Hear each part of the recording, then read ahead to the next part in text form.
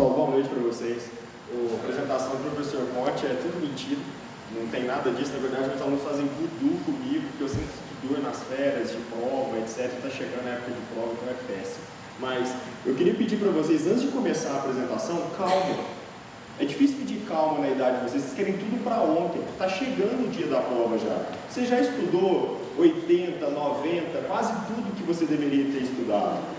Rafael, mas eu ainda acho que... Calma. Agora não é hora de querer adivinhar tema. Quem participou da semana de responsabilidade social daqui, viu que a gente abordou assim, diversos temas diferentes. E tem uma coisa que é igual, a relação com os direitos humanos.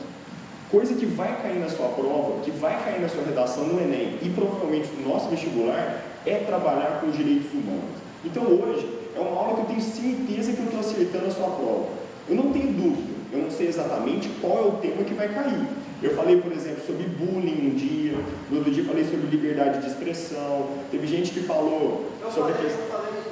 Sobre o quê? Sustentabilidade, professor de direito ambiental, tudo. Eu quase fui demitido no dia que eu estava dando a palestra, porque meu chefe entrou, fiz uma piada com ele, eu achei que eu ia embora, mas tudo isso aconteceu. Mas a questão hoje é simples, tem coisa que você não pode fazer na prova. O grande exemplo, e todo cursinho, toda faculdade, toda escola, traz o mesmo caso. 2015, o tema trabalhava com os direitos das mulheres, e teve gente que colocou assim na prova, mata todo mundo dentro da penitenciária.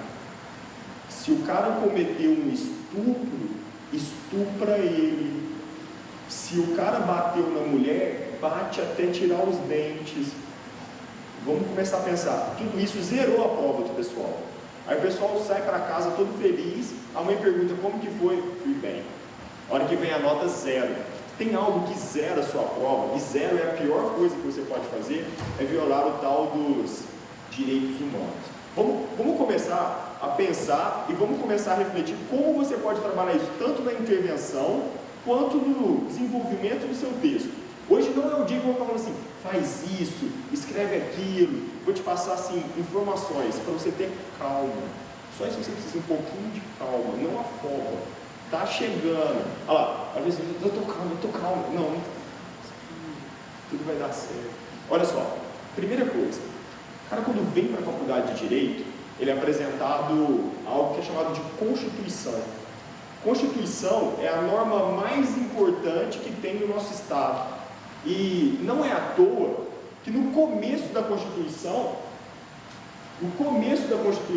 ela já fala em direitos humanos. Vai ter concurso para delegado da Polícia Civil de Minas Gerais, o tema que mais é abordado na prova, direitos humanos. Mas o que está acontecendo? Na faculdade de Direito só se trata de direitos humanos? Muito. Por isso que eu acho que eu consigo ajudar você um pouquinho na sua prova. Direitos humanos é um tema que desafia a humanidade. Como assim? Em 1789, alguém lembra mais ou menos o que aconteceu? Em 1789, a gente está perto de Revolução Francesa, e tem um texto importante que chama Declaração Universal dos Direitos do Homem. Essa é a grande questão. Olha só, a gente está evoluindo nesse tema. Aonde a gente tem Declaração Universal dos Direitos Humanos em 1948. E esse é o ponto que eu gostaria que você prestasse muita atenção na sua prova. Dá uma olhada.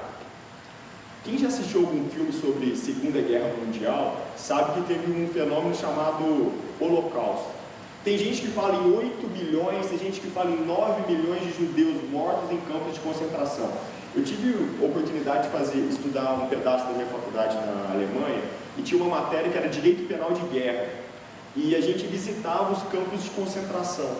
E em Auschwitz, que foi o último dia de aula, a gente é levado dentro da câmara de gás.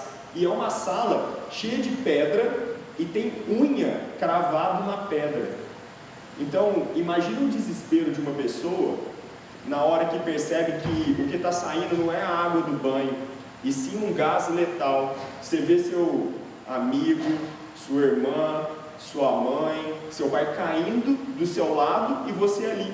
O desespero pelo ar puro é tão grande que as pessoas tentavam levantar de qualquer forma, e tem unha cravada na pedra. Imagina o desespero de uma pessoa para ter uma unha cravada na pedra. Você está pensando, Rafael, mas o que isso tem a ver com direitos humanos? Já vou te mostrar. Em Dachau, que é uma cidade perto de Munique, eles ficavam fazendo teste com bebê. Sério, você pega um bebê e joga dentro de um pote com água. Demorou 10 minutos para morrer. Se eu levantar a cabeça desse bebê, 12 minutos para morrer. Sabe quando você usa colete em barco, alguma coisa? Não tem um negocinho que levanta atrás? Isso foi desenvolvido em campo de concentração, com testes com bebês. O que está acontecendo? O direito olha para o que aconteceu durante a Segunda Guerra Mundial, principalmente com o nazismo na Alemanha, e diz o seguinte: erramos. O direito não funciona. Ou o direito se reformula, ou esse direito não dá mais para ser utilizado. E aqui começa a nossa história. 1945 é fim da Segunda Guerra Mundial. Segunda Guerra Mundial é considerado o fundo do poço em relação aos direitos humanos. É considerado a época que a gente chegou mais perto de destruir a própria humanidade.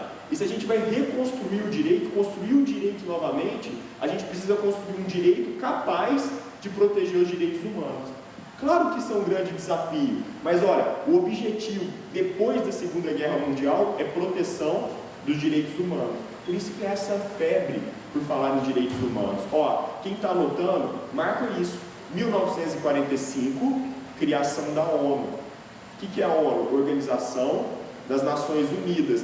Quando termina a Primeira Guerra Mundial, o pessoal tenta criar uma organização para proteger, para não ter outra guerra, a chamada Liga das Nações, mas não deu muito certo, porque logo depois da Primeira Guerra Mundial, Segunda Guerra Mundial, ó, olha que bacana para a sua prova. Eric Hobsbawm, Na Era dos Extremos, é um livro bacana, ele fala: 2 guerras mundiais no mesmo século é muita coisa, é muito pesado. 9 milhões de pessoas em campos de concentração é algo doído, é algo que não dá para a gente admitir. Isso é uma imagem, por exemplo, de um campo de concentração. É uma imagem bacana do Holocausto, foto real. Isso aqui, ó, é o extremo na violação de direitos humanos. Então, ó, anota comigo: 1945, ONU, criação da ONU. Pessoal, a ONU é formada com o intuito de respeito aos direitos humanos. E a ONU caracteriza, ratifica, reafirma isso em 1948. Esse é o texto para sua prova. Declaração Universal dos Direitos, não do homem mais, agora dos direitos humanos. Entendeu uma diferença? Você fala pós-Revolução Francesa, na proteção dos direitos do homem. Agora, pós-Segunda Guerra Mundial, depois da criação da ONU, você fala em Declaração Universal dos Direitos Humanos. Dá para compreender isso? Esse texto de 1948 tenta determinar que existem direitos inalienáveis. O que é algo inalienável? Algo que ninguém pode retirar, algo que ninguém pode tomar, algo que ninguém pode violar. Então é um recado para todas as nações de que existe um mínimo que deve ser respeitado. Onde está esse mínimo? Na Declaração Universal dos Direitos Humanos. Texto de 1948. Em 1948 foram determinados 30 direitos humanos. Rafael, mas é muita coisa, eu vou decorar um por um. Não precisa. Você consegue identificar o que são direitos humanos olhando a sua essência. Vamos com calma. Eu só estou preocupado com o tempo, porque eu tenho mania de falar muito e deixar de falar só 1 hora. Vai ser 1 hora. Olha só. Declaração Universal dos Direitos Humanos, 1948. Depois, texto importante para vocês é a Constituição Federal de 1988. Por quê? Porque você analisa algo que é no plano internacional e algo que vale para a gente. A sua proposta de intervenção não pode violar o nosso sistema normativo. A sua proposta de intervenção, em outras palavras, não pode violar o que são os direitos humanos. Por isso que a aula de hoje não é uma aula para acertar o seu tema, mas é uma aula para te falar o que você não pode fazer. Te dou milhares de exemplos. Direitos humanos tem uma palavra-chave, que é dignidade da pessoa humana. Lembra disso? Dignidade da pessoa humana. Quem tem dignidade? Todos. Eu falo, mas como assim? Todos. Ah, então quer dizer que a cor de pele de uma pessoa ela tem dignidade? Tem. Quer dizer que a pessoa trabalha naquilo, ela tem dignidade? Tem. Quer dizer que o criminoso que fez aquilo tem dignidade? Tem. Quer dizer que o professor que dá prova difícil antes do feriado também tem. Todo mundo tem dignidade. Dignidade é algo que, pelo simples fato de existir, a pessoa carrega. Dignidade é algo que não pode ser retirado. Quem viveu em campo de concentração, quem foi submetido a um massacre como esse, não tem dignidade. Então, olha a pergunta: direito, você serve para alguma coisa? Se você serve para alguma coisa, proteja a dignidade da pessoa humana. Eu não faço distinção entre pessoas. Então, qual que é a primeira dica? Sem ficar decorando quais são a lista de direitos humanos, e é claro que eu vou passar essa lista para vocês, é entender que nenhuma proposta de intervenção pode gerar uma discriminação. Qualquer tipo de discriminação. Uma discriminação religiosa, uma discriminação racial, uma discriminação cultural, tudo isso viola e afeta direitos humanos. Você não pode, por exemplo, numa proposta, determinar que todos devem ser católicos, porque o católico não viola direitos humanos, ou todos devem ser evangélicos. São propostas que você faz afirmações que violam a essência do nosso Estado. Quando algo é importante para você, você faz primeiro ou você faz depois? Primeiro. Dá uma olhada nisso aqui, ó. A Constituição não espera, ela no artigo 1º já determina a dignidade da pessoa humana. Então é fundamento do nosso Estado. Tudo que vai ser discutido depois tem por fundamento a dignidade da pessoa humana. Imagina que legal para a sua prova, se você pode, na hora de falar de dignidade da pessoa humana, lembrar que isso está previsto no início da Constituição. Lá no artigo, e ó, como escreve, você fala artigo 1º, inciso 3º da Constituição Federal de 88. O comecinho. É tão importante que isso é no início. E olha, é tão relevante que a Constituição não se cala ao falar uma única vez. Ela repete essa ideia. Se você pensar no artigo 4º, diz prevalência dos direitos humanos. O que é prevalência? Está na frente. O que prevalece? No embate entre ideias, prevalece a tutela dos direitos humanos. Isso é bom para vocês. Informações que você leva para a prova. Dá uma olhada nisso.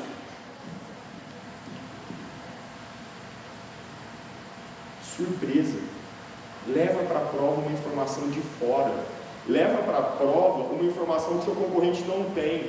É sério, no dia da redação, você tem que mostrar o que é o melhor de você. Na hora da prova, você está concentrado. Na hora da prova, você quer fazer assim, a sua melhor redação.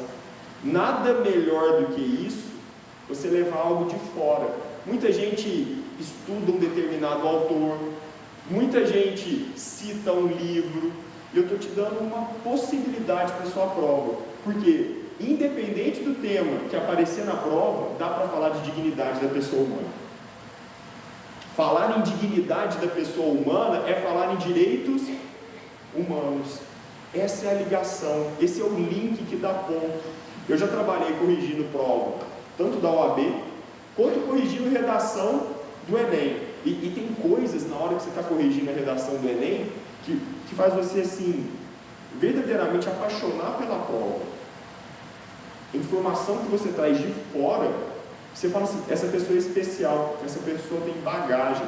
A gente pega tanta prova para corrigir, e são tantas provas ruins, mas ruins mesmo, tanto letra ruim, argumento estranho, que não é legal. Aí você está lá, 0, 0, 0, de repente alguém traz algo diferente, você tira a prova do bolo e coloca entre as provas que estão perto da nota 1000. Você pode ver que mesmo uma redação, pega lá, redações que tiraram a nota 1000, você lê a redação, de vez em quando tem um errinho ou outro na prova, mas o argumento foi tão encantador, a pessoa que estava corrigindo ficou tão apaixonado pela prova, que isso passa batido. Se você viola direitos humanos, o corretor fica tão decepcionado com a sua prova, que ele pega pesado mesmo em todos os outros itens de correção. Fora, se na sua proposta de intervenção violar qualquer tipo de direitos humanos, 0. Então, vamos pensando no que a gente não deve fazer no dia da prova. Bom, não posso violar direitos humanos. Segunda informação que não dá para esquecer. A proposta de intervenção, você não pode ter um raciocínio que tudo é culpa do Estado. Você é um agente de transformação social. A sua proposta tem que ser uma proposta factível. Você, ao mudar a sua forma de pensar, ou ao mudar a sua forma de atuar, você é um elemento de mudança. O pessoal está fazendo muito isso na prova. Fala assim, o Estado deveria fazer aquilo, o Estado deveria fazer aquilo outro, o Estado não funciona em prestar determinada situação. E você, o que você faz? Não estou dizendo que o Estado não é um agente importante nessa discussão, mas você esquece de se inserir nessa proposta. O que a gente pode fazer? Por exemplo, o professor sumiu, mas ele fala de meio ambiente. Será que o problema ambiental é só do Estado ou a gente pode mudar alguma coisa em relação ao meio ambiente? Olha uma proposta interessante, de nas casas começarem uma coleta seletiva de lixo, por iniciativa própria, sem ficar esperando uma resposta mirabolante do Estado. Faz sentido, não se esqueça disso, você e o Estado, nunca só o Estado. É muito fácil atrelar os nossos problemas ao outro, isso é senso comum. É como se você se tira do problema, eu não preciso fazer nada, e culpa o outro. O Estado não faz, o Estado não faz aquilo outro, o Estado não faz aquilo. Dá para lembrar disso na hora da prova? Fico aqui, ó, torcendo para você sair do senso comum e ir para as provas que tiram as maiores notas. Outro detalhe que é legal, eu estou me sentindo até mais velho, porque vocês têm cara de criança ainda, e isso me deixa um pouco triste. Mas, e eu paro de falar de filme, que ninguém mais assiste filme. Se tem um filme que fala sobre direitos humanos, é Tropa de Elite 2. Alguém assistiu? Graças a Deus. Graças a Deus. Aqui embaixo ninguém levantou a mão. Juro para vocês não estão vendo. Tem? Assistiram? Você lembra? Graças a Deus. Não, sério, mas cuidado com o filme. O vilão agora é outro. Cuidado, o Capitão Nascimento não é o seu herói. Olha só, deixa eu contar, fazer um spoiler do filme, porque vocês não gostam mais de filme, só seriado. Se eu perguntasse seriado, Netflix, então, a galera morria. Eu sei disso, esse povo jovem é um problema. O filme começa com um professor que é chamado a conversar num presídio no Rio por causa de uma rebelião. O Capitão Nascimento falou assim, e ele tinha que estar com uma bosta daquela camisa escrito direitos humanos em inglês, com uma mancha de sangue. Acaba com o seu preconceito. Qual que é o grande preconceito? Direitos humanos associado a direitos de bandido. O pessoal associa que direitos humanos são direitos dos manos. O pessoal tem um discurso do senso comum que faz assim, esse povo dos direitos humanos só protege bandido. E é aqui que eu quero acabar com o senso comum. Quem envereda por esse lado se dá mal. Rafael, mas eu penso isso, tá bom, esquece a prova. Agora você vai para o lado que vai te dar a nota. Olha só, direitos humanos servem para quem? Para todo mundo que precisa. Todo mundo que está numa situação de vulnerabilidade tem proteção dos direitos humanos. Então, não associe direitos humanos a direitos de bandido. Não associe direitos humanos a direitos de preso, porque essa associação não é correta. Primeiro, todos têm dignidade. Quem precisa mais dos direitos humanos? Quem está em situação de vulnerabilidade. Preste atenção nisso. Quem precisa possui. Pode ter direitos humanos para o policial? Claro que sim. Pode ter que tenha direitos humanos para o preso? Claro que sim. Olha só, alguém já ouviu falar no caso do Amarildo? Então eu vou olhar lá para cima, o pessoal conhece as coisas lá para cima. Caso do Amarildo, caso do Amarildo, caso do Amarildo. É um típico exemplo de violação dos direitos humanos. Simplesmente do caminho onde ele foi apreendido até a delegacia, ele sumiu. Daí, o pessoal dos direitos humanos fala assim: cadê o Amarildo? Por que ele sumiu? Onde está esse cara? Esse cara, ele não tem dignidade? Claro que tem. Aí tem um pessoal que vai para o senso comum e que que fala assim: tá vendo? Coitado do policial, não tem proteção dos direitos humanos, mas o Amarildo tem. Não é isso. Quem era vulnerável naquela situação era ele. Do mesmo jeito que o policial também pode ser vulnerável. O policial que é ameaçado fora do serviço, que até colocou a farda dele para secar em casa e por causa disso recebeu uma intimidação, poxa, ele também precisa de proteção dos direitos humanos. Então, a senha, é sério, eu estou até esquecendo dos slides aqui, eu nem estou trabalhando com todos. A senha para a prova, que eu não posso deixar de ficar repetindo igual um maluco, direitos humanos serve para todos. Se é o preso que precisa de direitos humanos, ok. Se é o cara que é ruim, que ninguém gosta dele, cometeu um crime perverso, ele também tem direito a ter direitos? Também tem. Sabe por quê? Não existe o mas. Como assim, Rafael? O Conte é legal, ele respeita os direitos humanos, mas ele que ejaculou no ônibus naquela pessoa não tem direito a nada. O mas acaba com a sua argumentação. Eu sou você na sua prova, eu sou contra a pena de morte, todos têm dignidade, mas aquele cara fez um negócio muito ruim, para ele pode morrer. O mas elimina tudo que você está construindo de bom na sua prova. Eu falo, mas e o cara é ruim, o que faz com ele? Aplica o direito. Ninguém está falando para o cara ruim, que cometeu um crime, ficar solto, ficar livre, não ter responsabilidade pelo que ele fez. Só que você não pode desrespeitar o mínimo da pessoa. O que é mínimo? Dignidade da pessoa humana. Por isso que você não pode, por exemplo, torturar alguém. Tortura viola a dignidade do preso. Arbitrariedade viola direitos humanos. Falta de liberdade de expressão viola direitos humanos. Falta de liberdade religiosa viola direitos humanos. Não proteger a diversidade, cuidado que está na moda falar sobre diversidade, até por causa de uma novela que estava passando na Rede Globo e o seu examinador assiste novela.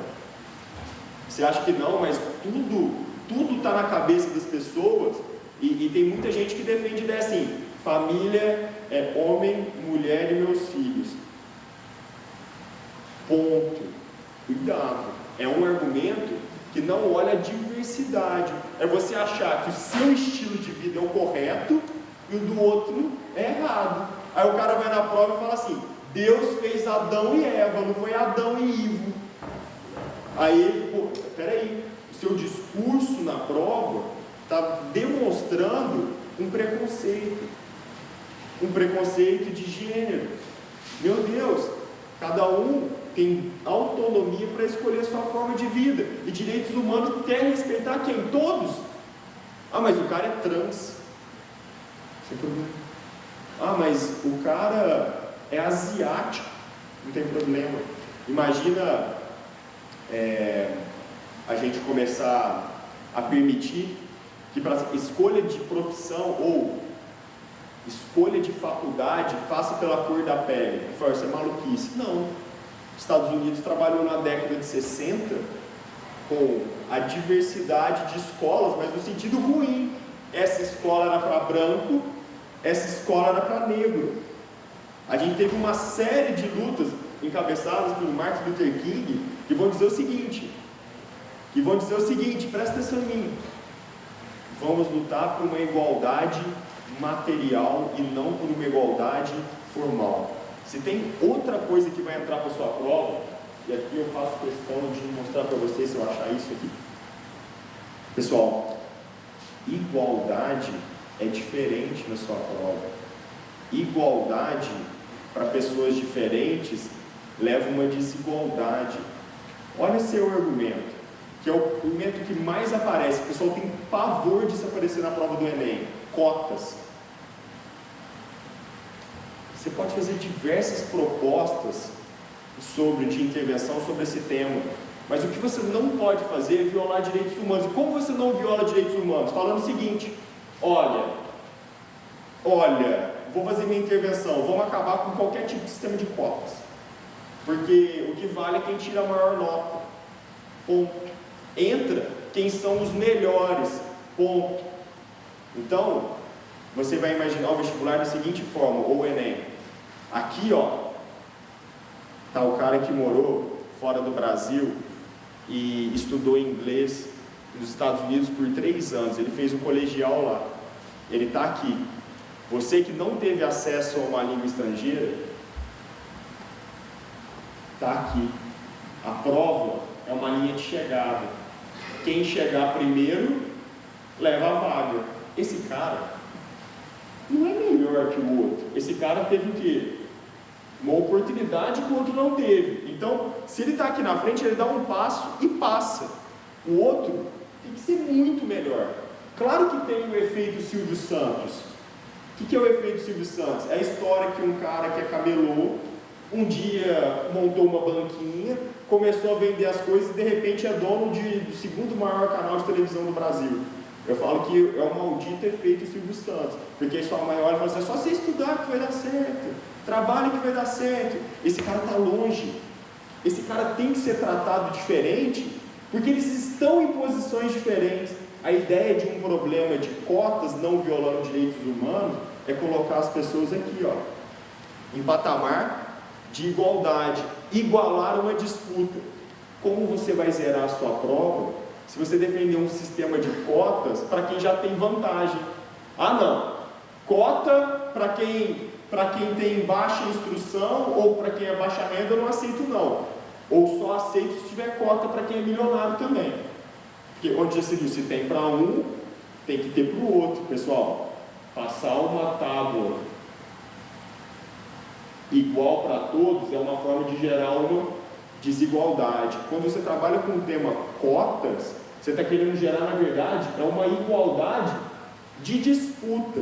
Então, olha a essência dos direitos humanos. Se todos têm dignidade, todos têm que ter acesso à mesma forma de disputa.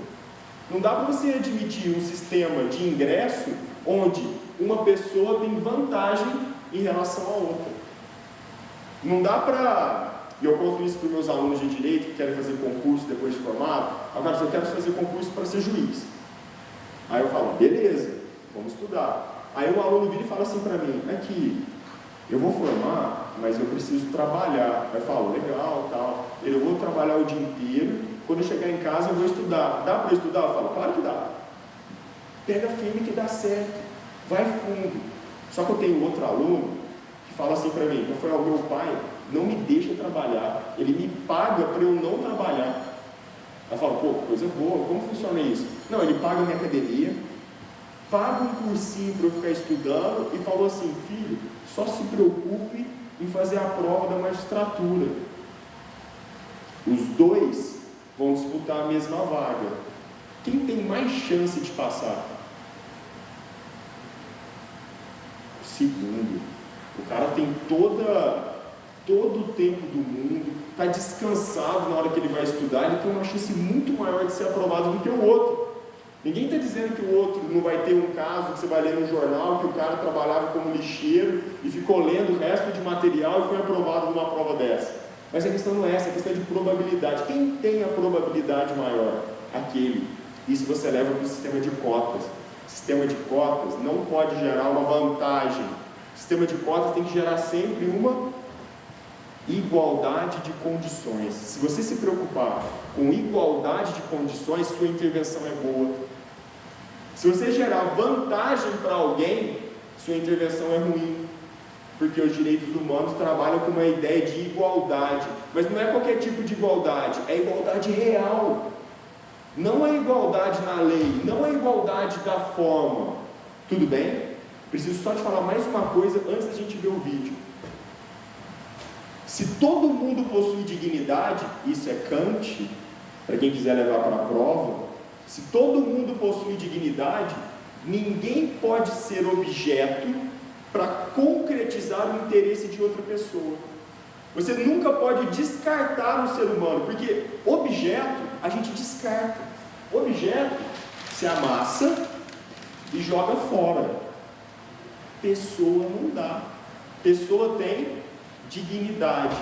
Dignidade pelo simples fato de existir. Então, olha só, a sua proposta de intervenção que descarta o indivíduo é a proposta ruim. A sua proposta de intervenção que inclui o indivíduo é uma boa proposta. Eu falo, por que você não me dá um exemplo de uma intervenção? Porque eu não sei o que vai cair na sua prova. Se eu soubesse, a gente fala assim, vamos decorar uma prova inteira aqui, a gente vai repetir isso no dia da prova. Mas muito melhor do que ficar decorando um tema e jogar na sorte, você saber o que fazer na hora. Você já sabe. Não transformar alguém em objeto é não violar os direitos humanos. Direitos humanos valoriza quem? Todos. Então ninguém pode ser descartado. Você não pode, por exemplo, falar assim, ah não, o cara que é deficiente físico não pode ter vantagem não, porque está me atrapalhando. Não faz sentido nenhum. Óbvio que você pode criar uma vaga, por exemplo, a mais para um deficiente físico. Óbvio que você pode gerar uma vantagem para alguém que já é excluído. Nenhuma proposta de intervenção que prejudica a minoria vale. E vocês conhecem as diversas formas de minoria. Nós trabalhamos durante a Semana de Responsabilidade Social com vários desses exemplos. Então, a grande questão é não excluir, sempre tratar as pessoas como dotadas de dignidade, não fazer proposta de intervenção que gera uma vantagem para quem já tem vantagem. E olha, eu não posso excluir quem? Ninguém. Ele que comete um crime brutal, ele que também comete um crime brutal, também tem direito a ter direito. Não dá para colocar ele ajoelhado na tampinha de cerveja, depois pegar o saco com pó de serragem, colocar na cabeça dele, que acaba o oxigênio, você não tem mais o que respirar, e você começa a aspirar a serragem, vai entrando e cortando. A reação, quando acaba o oxigênio, você aspirar qualquer coisa, que a polícia brasileira fez muito isso, inclusive no filme Tropa de Elite, o pessoal lá do fundo assistiu, sabe que é a hora que o cara fala assim, traz o saco. O saco é para quê? Para colocar na cabeça da pessoa e acabar o oxigênio. É óbvio que isso é violação dos direitos humanos. Rafael, mas você está falando isso, óbvio que eu não vou fazer isso. Tá bom. Tem 20% das provas zeradas na última redação do Enem. 20% é muita coisa. Se eu estou olhando aqui, para uma fila, é como se tivesse gente aqui zerando. Tomara que não seja o seu caso. Fechou? Essa é a postura. Eu não vou fazer isso. Eu não vou chegar em casa e falar, mãe, mandei bem. Aí chega na hora da prova zero. Porque no direito tem muita prova que é verdadeiro ou falso. Uma errada anula uma certa. Poxa, eu fico muito triste. Aí você pergunta pro cara, como que você foi? Não quero falar não. Fala aí como você foi. Conta. Tá bom, fiz menos 13. Imagina chegar a dar uma prova, sair negativo. Mãe, eu fui médio, mãe, eu saí negativo. Uma errada anula uma certa, errou mais do que acertou. Ai, dói. É o cara que zera a prova do Enem. Se você está com pressa, a melhor coisa é um pouquinho de calma. Quando eu comecei a dar aula, eu colocava no canto do quadro um número. 14, depois ia diminuindo toda semana, 13, 12, até um dia que alguém falou assim, por que você põe aquilo? Eu falei, é porque quantas semanas faltam para a nossa prova. Eu parei de fazer isso, que eu achei que viola os direitos humanos dos alunos. Mas é sério isso. É uma questão que a pessoa ficava muito ansiosa.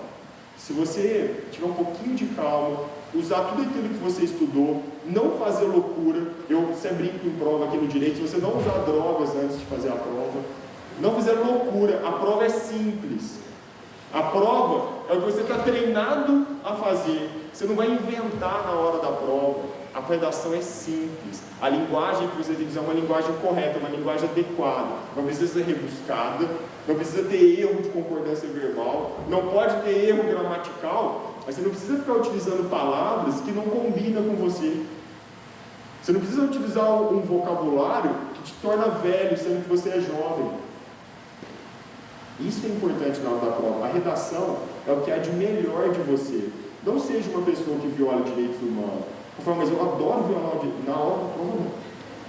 Você vai mal, você vai zerar, você vai ficar deprimido o resto do dia. Todo mundo vai para a festa de aprovação, você fica em casa sozinho. Na OAB funciona assim. Falo para os meus alunos, estuda, porque todo mundo passa, só um da sala que não. Aí o bar aqui na frente fica lotado e o cara está lá chorando. O grupo de WhatsApp ele é cortado, porque ele não passou. Você é a mesma coisa. Vai para a prova do Enem, vai fazer redação, respira, usa o texto de apoio, leva essas informações de fora. Leva, por exemplo, a informação que a Constituição começa protegendo os direitos humanos. Leva a informação de que se isso não fosse tão importante, não estaria no começo da Constituição. Tudo que a gente faz no direito tem um fundo de direitos humanos. Qualquer tema que já apareceu no Enem, dá para discutir direitos humanos. Se a proposta de intervenção é não violar, tem que ser feita a não violar os direitos humanos, qualquer tema indiretamente tem que trabalhar com isso. E eu tenho um vídeo para vocês, que eu vou pedir assim, muita atenção nesse vídeo, que é um vídeo produzido pela ONU. Eu não coloquei o vídeo dublado, porque é muito ruim a dublagem, então eu preciso que você acompanhe a legenda. Eu passo o vídeo, falo mais 3 ou 4 minutos com vocês e a gente termina isso. Mas, por favor, presta atenção nisso, porque salva vidas. Isso daí você pode ligar o... Ah, tá ali? Everton, brinca de DJ e solta o vídeo pra gente. Human rights is, geez, that's a good question. Human rights. Well, that's a tough one. Wow. I don't even know how to give that a definition. I would probably have to do a little bit of homework or something. Any right that I think just as a normal, human, The rights that humans have? That's a very large debate. Menneskerettigheder kan betyde mange ting. Tú le puedes preguntar a 20 personas y te van a dar 20 diferentes opiniones. Non saprei, una domanda complicatissima. Guess we just take them for granted that they're there, but we don't even consider what they are.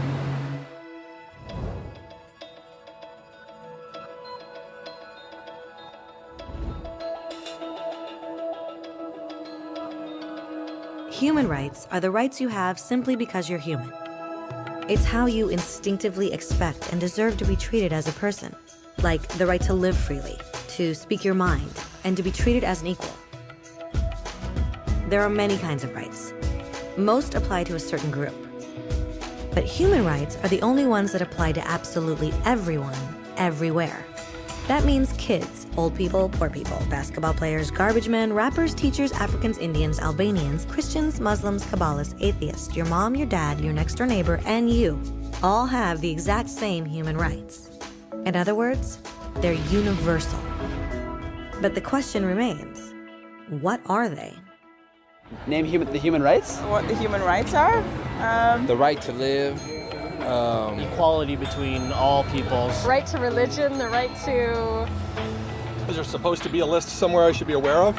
According to the United Nations, there are a total of 30 human rights, which are usually lumped together and called simply human rights. They're all listed out in the Universal Declaration of Human Rights, which is the world's most widely accepted document on the subject. But it was a long time in coming. At first, there were no human rights. If you were in with the right crowd, you were safe. If you weren't, well, you weren't. But then a guy named Cyrus the Great decided to change all that. After conquering Babylon, he did something completely revolutionary. He announced that all slaves were free to go. He also said people had the freedom to choose their religion, no matter what crowd they were a part of. They documented his words on a clay tablet known as the Cyrus Cylinder. And just like that, human rights were born. The idea spread quickly to Greece, to India, and eventually to Rome. They noticed that people naturally followed certain laws, even if they weren't told to. They called this natural law, but it kept getting trampled on by those in power. Not until 1,000 years later in England did they finally get a king to agree that no one can overrule the rights of the people, not even a king. People's rights were finally recognized, and they were now safe from those in power. Kind of. It still took a bunch of British rebels declaring their independence before the king got the point that all men are created equal. Which isn't to say he liked the idea, but he couldn't stop them, and America was born. The French immediately followed with their own revolution for their own rights. Their list was even longer, and they insisted that these rights weren't just made up. They were natural. The Roman concept of natural law had become natural rights. Unfortunately, not everyone was so thrilled. In France, a general named Napoleon decided to overthrow the new French democracy and crown himself emperor of the world. He almost succeeded, but the countries of Europe joined forces and defeated him. Human rights was again a hot topic. They drew up international agreements, broadly granting many rights across Europe. But only across Europe. The rest of the world somehow still didn't qualify. Instead, they got invaded, conquered, and consumed by Europe's massive empires. But then a young lawyer from India decided enough was enough. His name was Mahatma Gandhi, and in the face of violence, he insisted that all people of Earth had rights, not just in Europe. Eventually, even Europeans started to agree.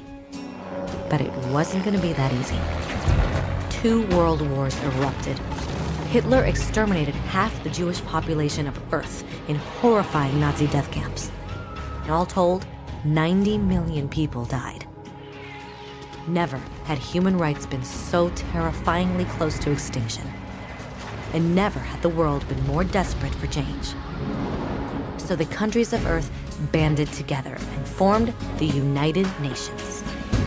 Their basic purpose was to reaffirm faith in fundamental human rights, in the dignity and worth of the human person.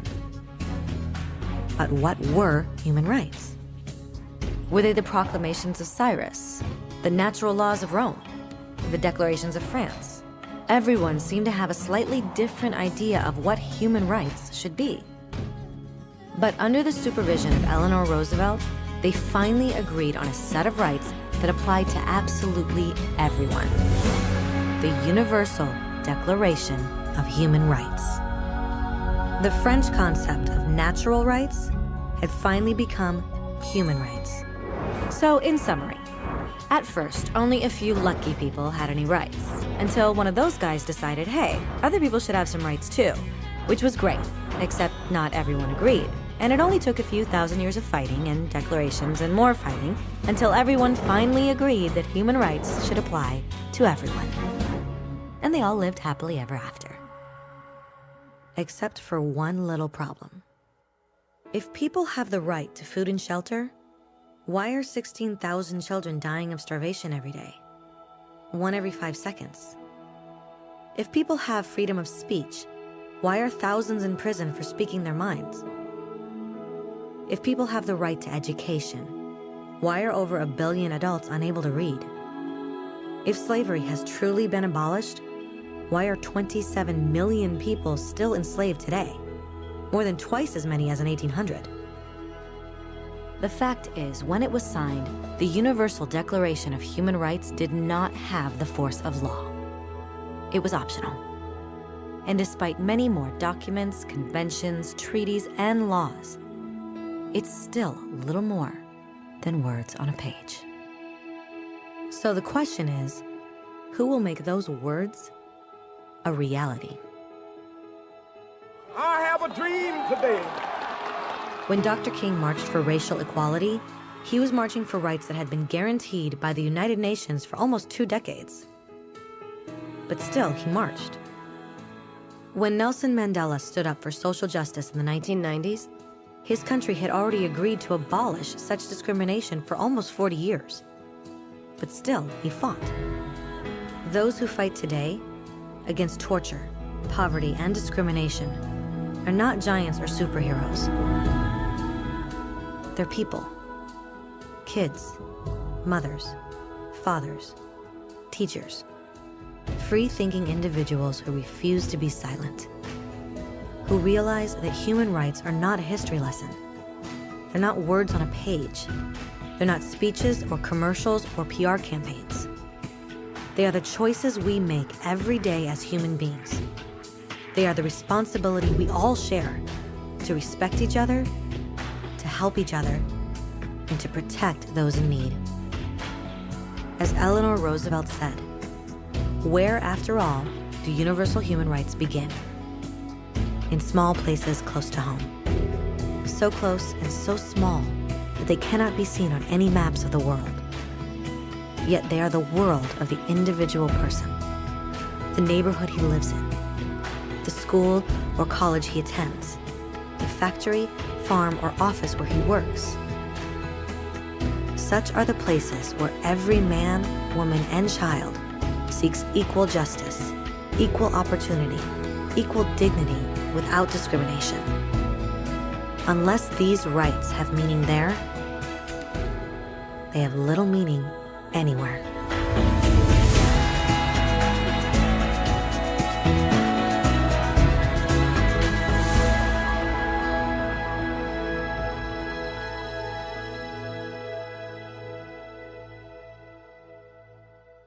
Pessoal, espero que ninguém tenha dormido, que é sempre um risco passar um filme e as pessoas vão se aconchegando nesse friozinho que está aqui dentro e dorme. Porque o vídeo realmente pode ajudar vocês na prova.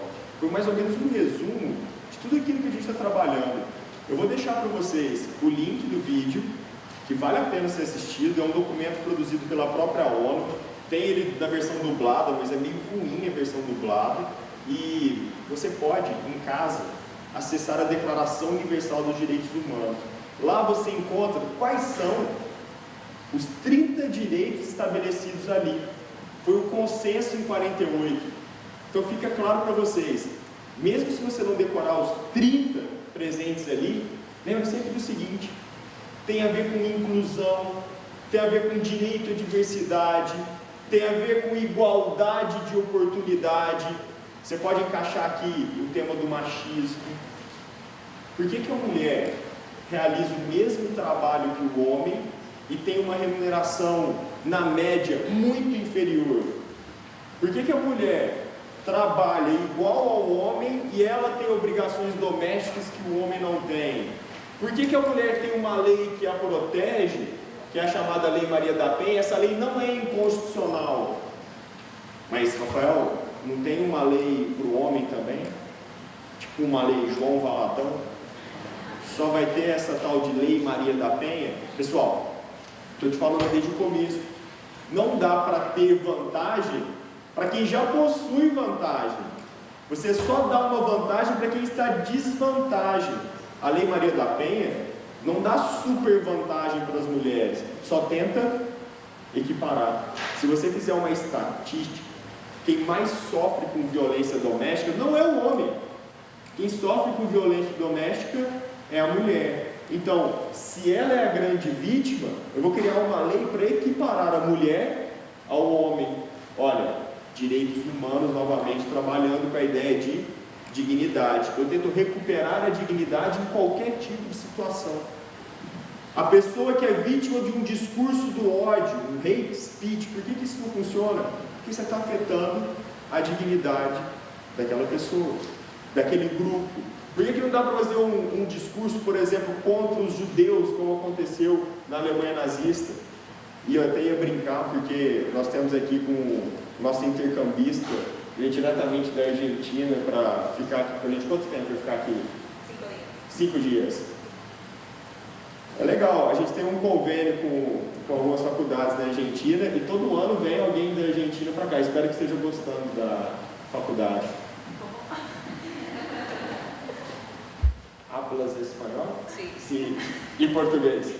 Português não. Não creio. Eu perguntei se está gostando. Sim. Acá. Sim, gracias.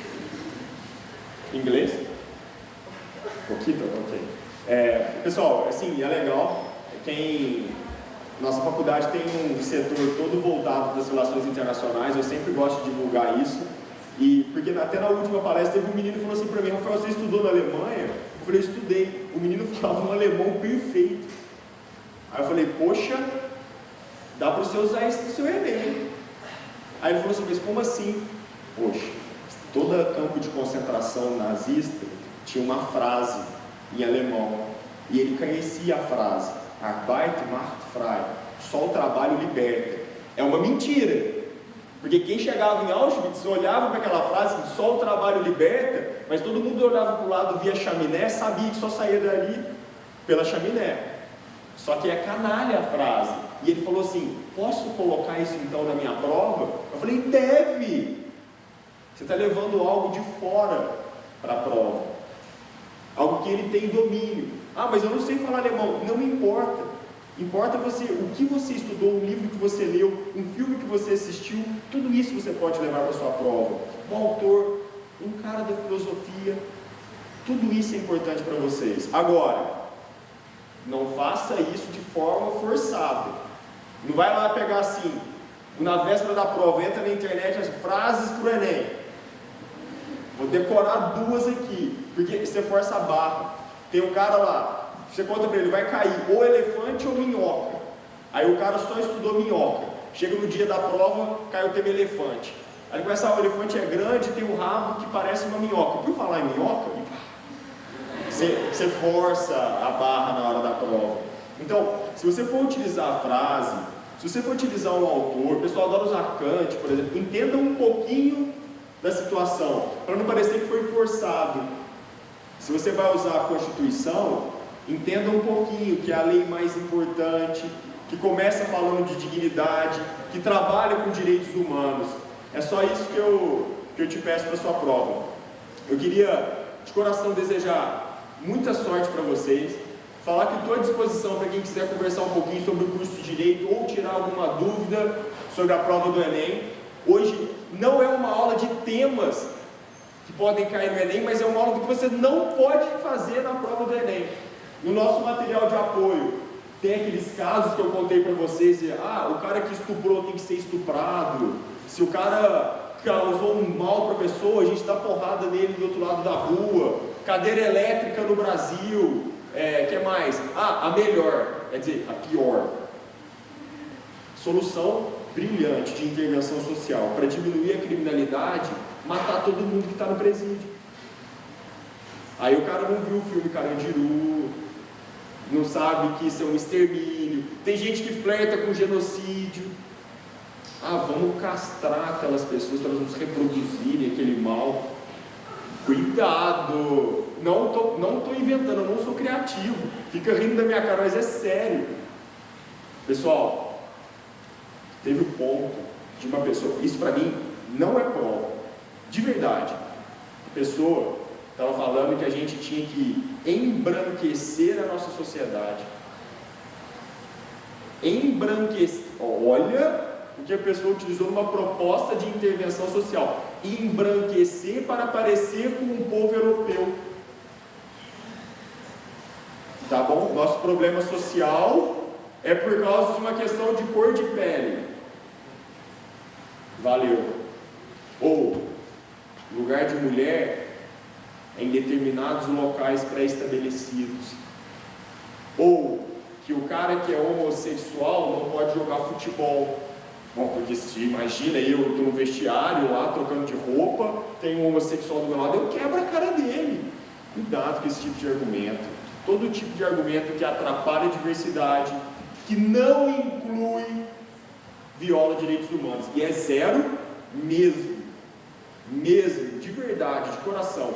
Nós aqui na faculdade, no nosso vestibular, a gente busca pessoas para o direito que não só que escrevem bem, mas pessoas que articulam vários tipos de conhecimento. A gente quer o cara que sabe mexer com direitos humanos. Por isso que na nossa prova, por exemplo, como no Enem, o maior número de pontos é atribuído à redação.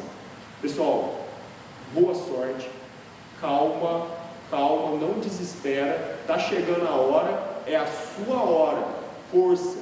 Eu queria pedir uma salva de palmas para vocês.